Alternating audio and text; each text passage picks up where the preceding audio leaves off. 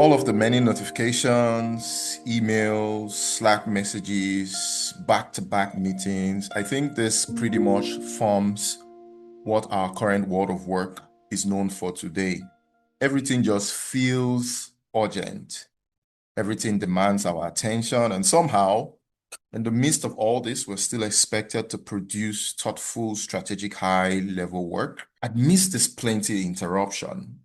And I think that the biggest question here now is how do we produce deep, meaningful work in our organizations that never goes quiet? Welcome to the Rhizome Podcast. I'm your host, Toritseju Omagbemi, and today we're exploring how we can protect our focus, think clearly, and deliver real impact in environments where urgency has become the norm.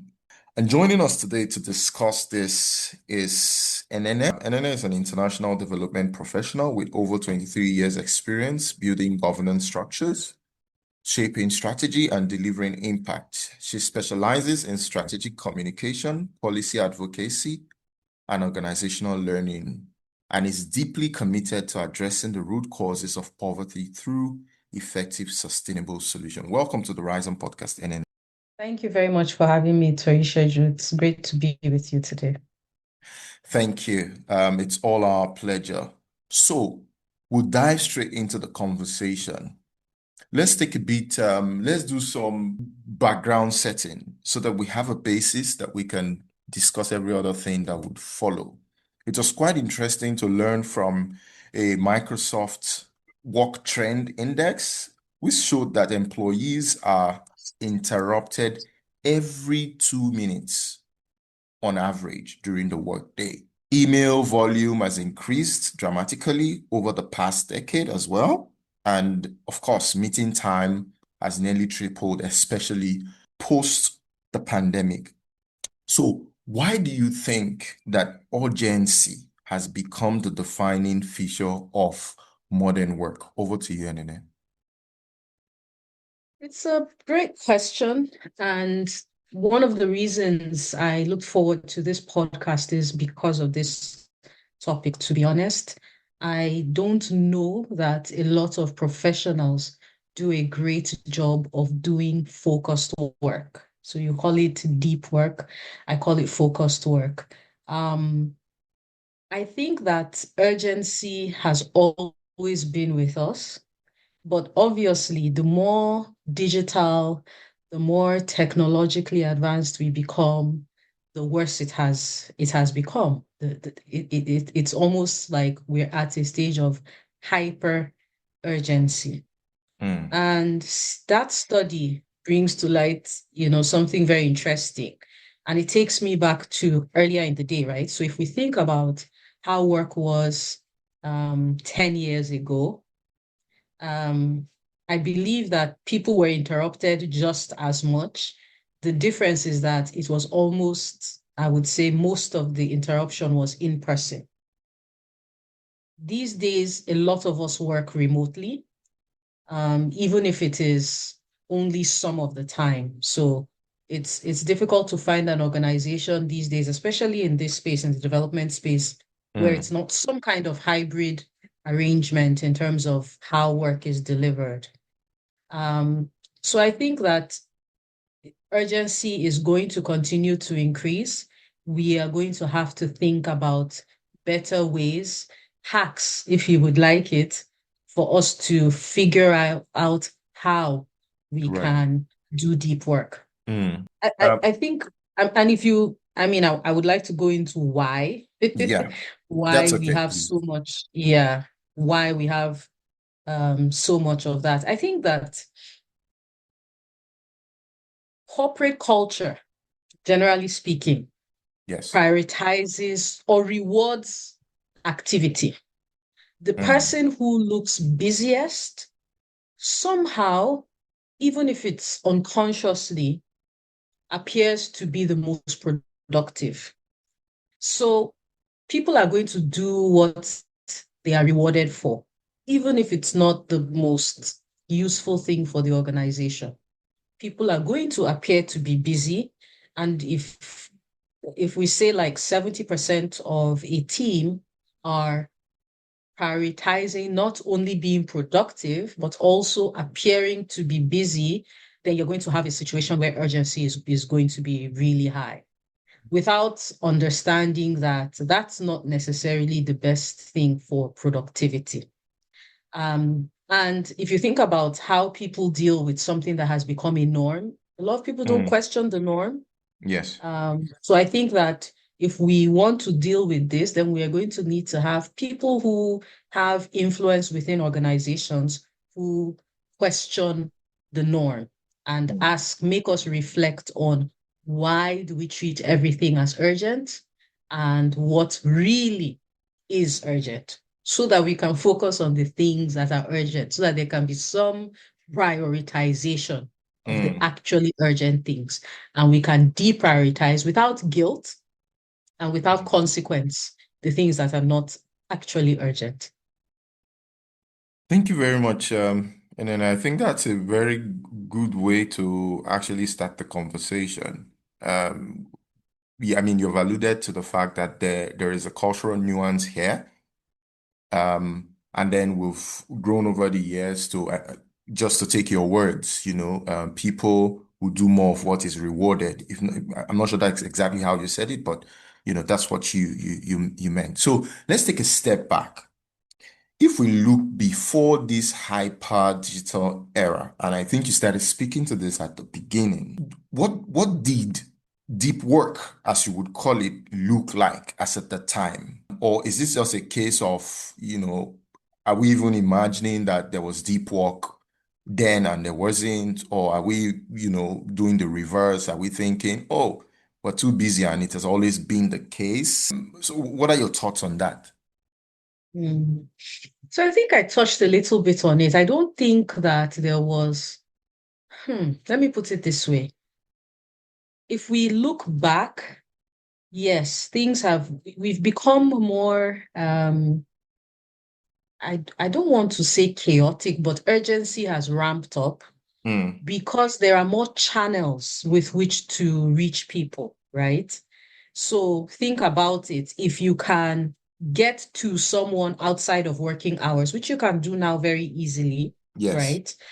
So there's a structural difference in the way that things are, such that now it's not only when you're physically with a person that you can interrupt them, just like the Microsoft study said, you Yes. can interrupt them 24 hours a day Mm, using all kinds of platforms. You can call them, you can send them an SMS, you can drop them a message on Microsoft Teams.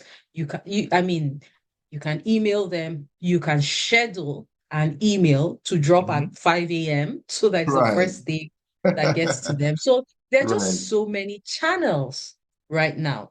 So that is what I think accounts for most of the hyper urgency that we see.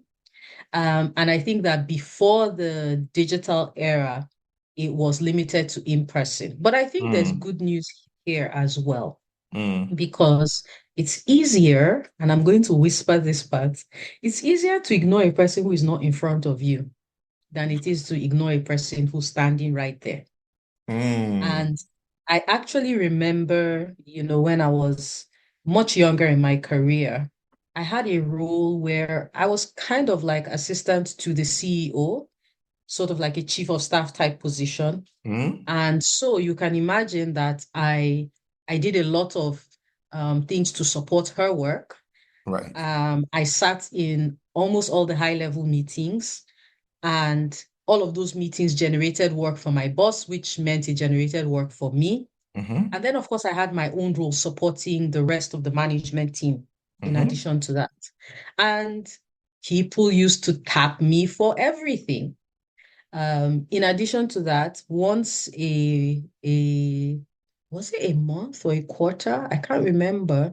We had a very important report that we had to send to, then it was DFID, UK Department for International Development. Yeah. And that was my responsibility to pull it together, proofread it, finalize it, which, as you know, that's really focused deep work. You're Right. not going to do that when somebody's tapping on you every 2 minutes.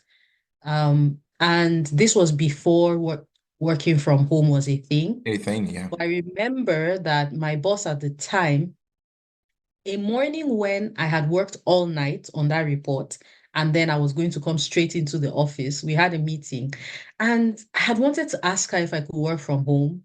And I thought, who does that? I had lived in the Mm, UK before that, and I was familiar with working from home from having worked in the UK. mm-hmm, And I was like, banish the thought. And then just as our meeting was about to end, she was like, I know you worked all night to get this report out. And here you are, you're a young mom. I think that when you're working on this report, you should work from home so that if you mm, work through the night, you can sleep in the morning, before you get up, say midday and continue work. So things like that, those kinds of managers who mm, can see the need mm, and who can see the benefit for creating space for people to do focus work mm. really, really help. And I think that these days we have more opportunities. Now, the benefit was back then, if I was working from home, I was Yes. rarely being disturbed.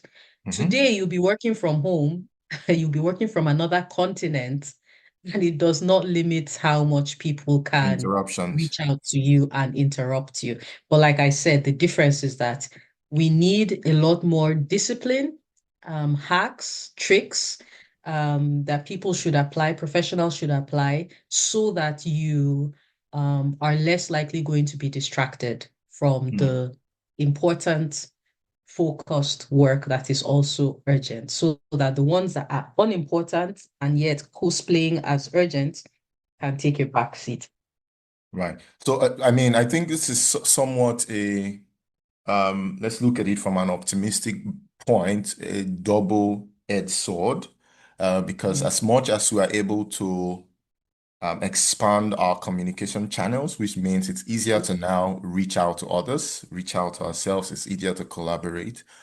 Sort of that vehicle has also carried more distractions, yeah, alongside. So yeah. it's pretty much having to deal with the excesses that has come with that good, which has now depleted the amount of deep work, Mm, that we are able to do, except you are now very deliberate about it.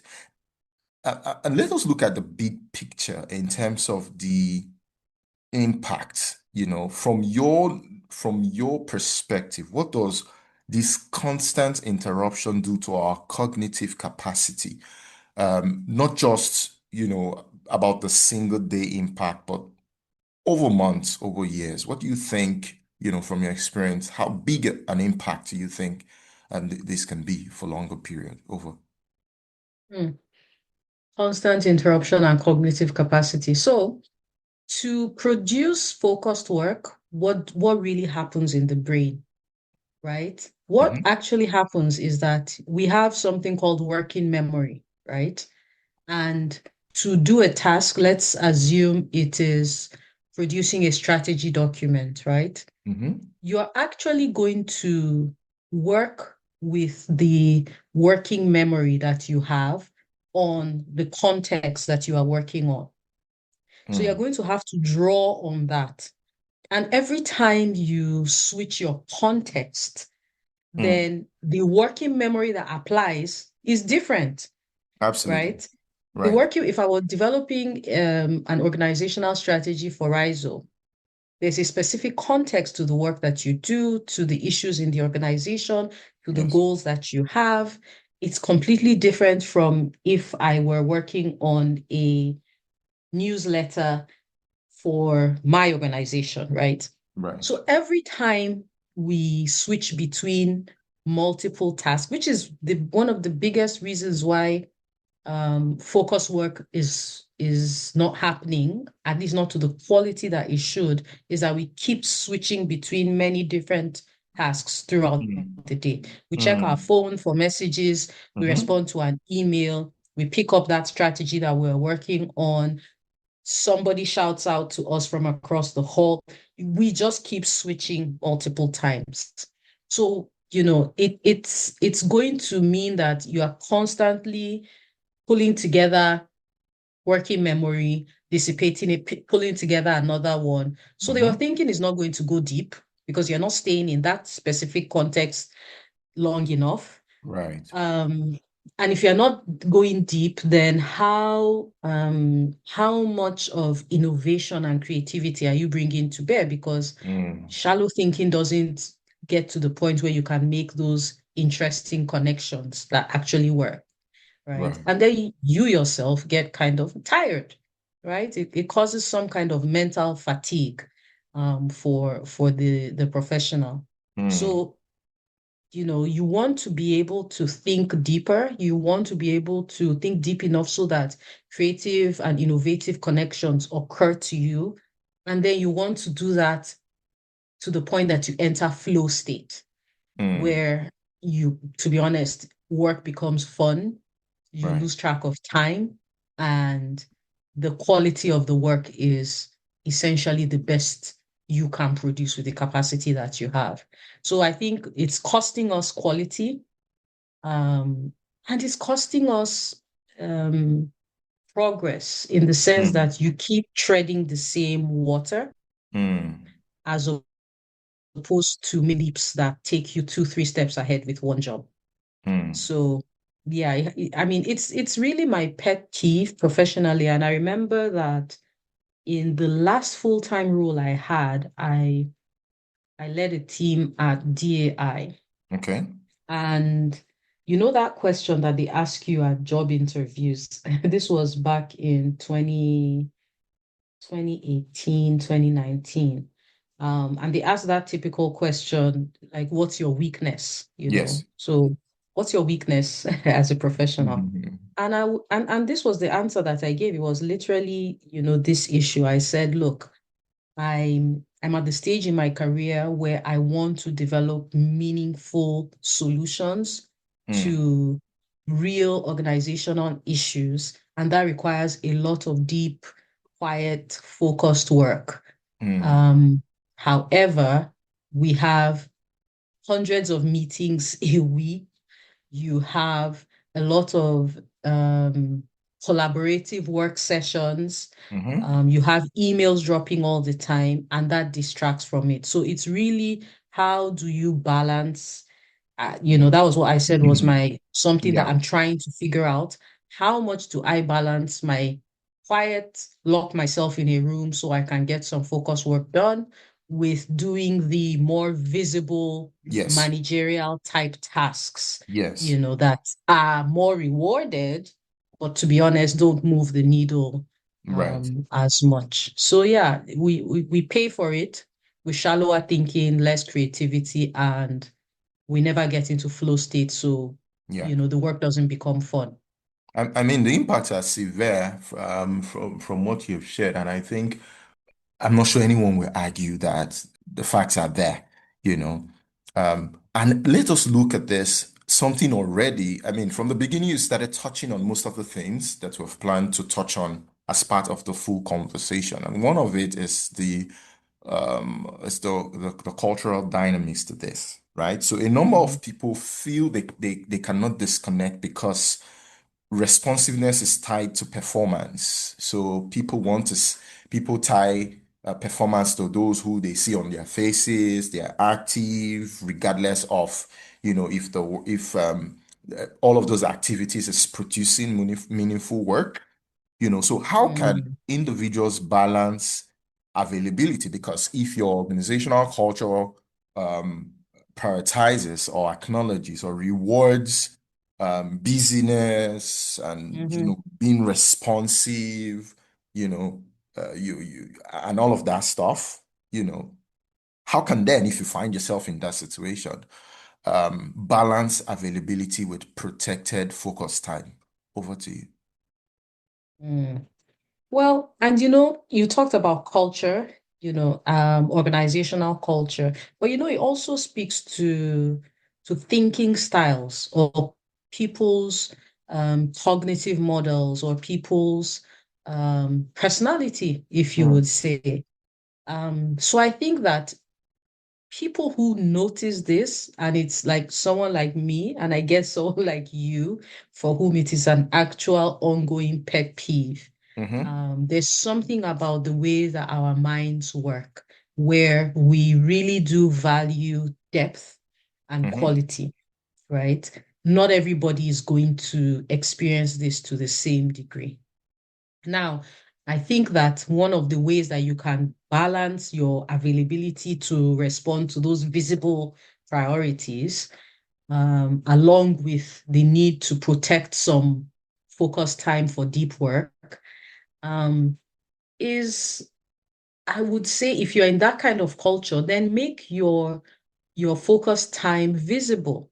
Do the same thing. If the organization rewards that visible activity, then bring to visibility your focus time. So I'll Mm. tell you some of the ways that I would do it. And then the other thing is don't just check out on the meetings and the emails and all those kinds of things, Mm. right? You still have to do them. It's your responsibility. And that's one of the biggest things with life, right? Is that the Mm. higher the level of responsibility, the trickier it is going to be to meet all the priorities at the same time.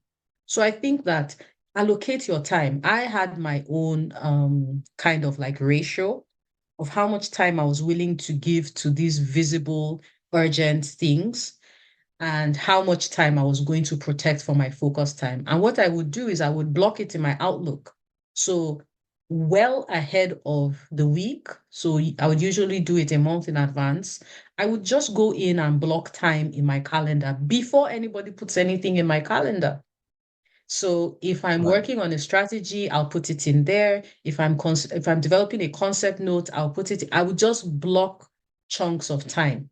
I also would study the pattern of the Mm. organization. So one thing was that most meetings were either first thing in the morning Mm-hmm. or later in the day. And for me, I'm a morning person, so I would block my focus time in the morning. So if we had an early meeting, it would typically be like an 8 a.m. meeting. So anything after 9 to like 1 p.m., I would block, Right. you know. And then that kind of forced people into scheduling meetings for me later in the day because you would go into my calendar and there's no availability till like 2 p.m., Mm. you know. Aha. So it just slowly became a culture that if you wanted in a meeting, Mm-hmm. it would typically be later in the day. Right. And thankfully that worked because a lot of my colleagues were in the US East Coast, so they were 6 hours behind us. So they loved it because, you know, and I didn't mind having meetings even after working hours. That's fine. It's a meeting. Right. But I would protect my mornings for my focused work. So make it visible, Mm. be proactive about it, and communicate it. So by the time Yeah. you have outputs, high quality outputs for the time that you're taking, it Yeah. begins to be something that you're known for. Mm. Secondly, I tend to be a more high agency direct person. And as of now, I run my own consulting firm, so I have a lot Mm. more leverage and leeway in how I do those things. Not 100%, but there's a lot more that I'm able to control. But even when I was in paid employment, I would um I would kind of signal it. So for example, we're in a meeting and we're talking about the work that needs to be done, right? And I can remember there was a time we were in a meeting and it was with my boss and some other heads of departments and functional leads. And I was like, okay, we're talking about doing this thing and we have 1 hour scheduled for this meeting. If I drop off this call now, I can deliver this thing in 30 minutes so that in the 1 hour we would have spent talking about what we want to deliver, we would actually have a draft ready. And of course, everybody was like, yes, yes, yes, that's better. One, I volunteered to do the deep work. Two, I was giving people, time back from a 1 hour meeting. I think we were like 15 minutes into the meeting, so they got 45 minutes back. And then I delivered it within that time. So the next meeting we had, we were now discussing what needed to be done to finalize that output, which is much more helpful. And I do this all the time, Right. you know.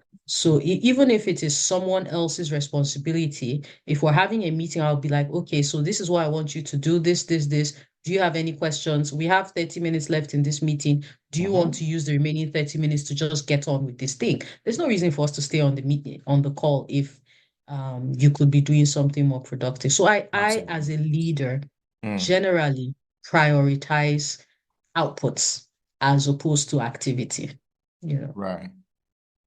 I mean, I think you have the habit of always getting into the next question before it is cute. Or maybe Um, you just developed the questions with such perfect flow. maybe, maybe because I mean, there is clearly a leadership role here.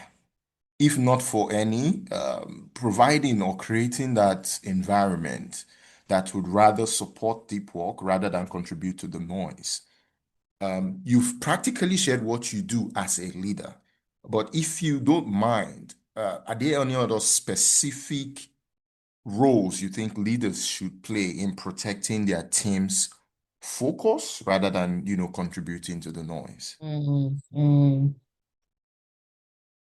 Um, I think talking about it, we underestimate. Uh, I think that leaders have a lot more power than they know they have. And it's by doing two things. It's one, modeling certain behaviors. So one, I think leaders should model this and should make it visible that they do it, right? So one, let it be clear that as a leader, you also struggle with focus and busyness and meeting. And as leaders, you struggle more. In fact, the higher up you are, the more you have to make sure you do representation of the organization. So sometimes you're not even at work. You are in industry events, right? So how do you make it clear that you also have to do some fine juggling work? So just modeling it. Second, talking about, ways to handle these things. And then third, getting bottlenecks out of the way for people. So similar to what my boss did when I used to work on the quarterly report, and she authorized me working from home whenever Yes. I needed to. So Yeah. things like that. And I think Right. that really is the job of a leader or a manager. Understand what makes every person productive. For Mm, some, things like working from home will work. But that's usually for high agency, high responsibility people. For some people, a little bit of micromanaging and mm, not necessarily giving them so much leeway, and kind of closer task delegation would work. Um, and just as an organization, for me, I build in thinking time so that we can think individually and then bring those thoughts together.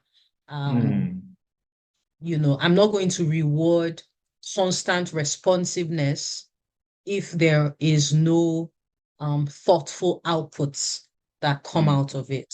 So I think in terms of what a leader models, in terms of the structure they put in place, and in terms of what they reward, I think mm. they'll be able to shape an organization where it's a little bit easier to do some deep work daily.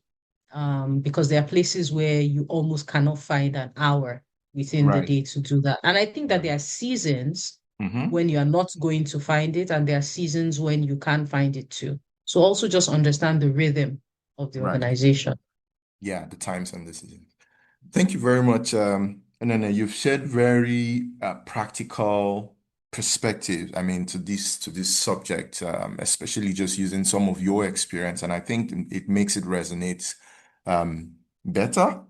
So, because of the want of time, we'll wrap this up. But as a way of wrapping up, uh, what's that one word you have, or that one hack, or that one encouragement, or that motivation for someone who feels mentally scattered at this point?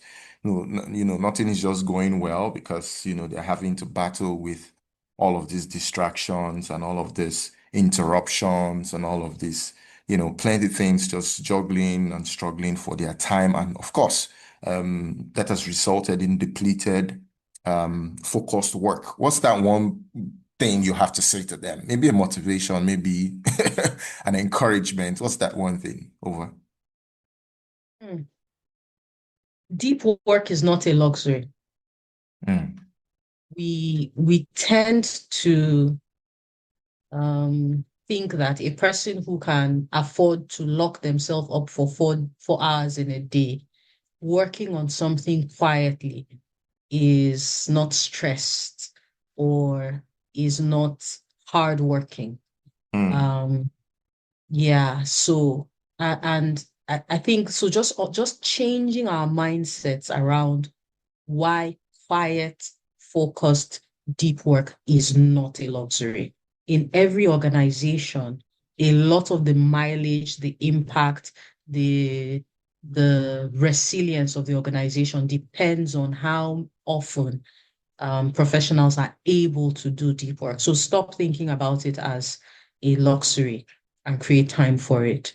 I think the other thing that I would say is most things are not urgent. mm. So be very suspect of the 10 things that are suddenly urgent this week. Be very suspect. Look at them again. Most of the time, it's a lot of weak systems, poor planning, and just reflex behavior. Mm, So don't automatically think that because it is being said to be urgent, yeah, that it is really important and is a priority. right, right. Yeah. Well, thank you so much, NNF, for sharing all of these very deep and meaningful thoughts on this important topic. I mean, in a world where noise is now constant and urgency feels unavoidable, the ability to focus has become a competitive edge, in my opinion.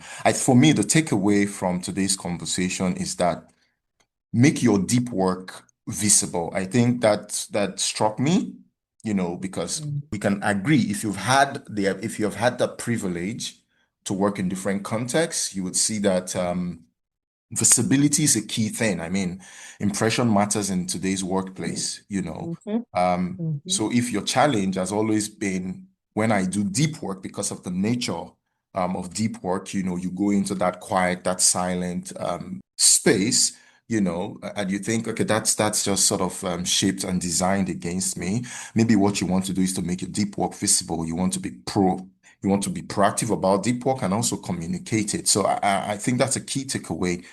For me, another would be that not everything that is urgent is important, and not everything that is even important, is urgent. So deep work, Urgent. requires intention, setting boundaries, just like, you shared with us Mhm, how, you understand self-reflection, self-awareness, mhm. understanding when it is best for you to actually do deep work, and over time creating that rhythm, and then those around you now, sort of see that rhythm and, interpret it as your culture for deep work. And then from, a leadership perspective, leadership need to also support, empathy. I mean, just look at the example that you shared. Your boss was able to say, I understand that you've put in work throughout the night to produce this document. So I think that you deserve working from home at least for today. That's empathy. Yeah. And I think that's where it starts from. And then Yes. having the ability to also um, structure work to accommodate time for deep work, time for thinking, time for reflection, not just doing the work, actual work. So these are many of my takeaways, quite a number of them from this conversation. And I think it has been worth the while, discussing this with you. And thank you so much for coming on the Rhizome Podcast. To those listening to this episode, if you found this episode very helpful, please subscribe and share with a colleague, with a friend, with a family member to get on the Rhizome Podcast. And until next time, remember, stay connected to the Rhizome Podcast. Thank you.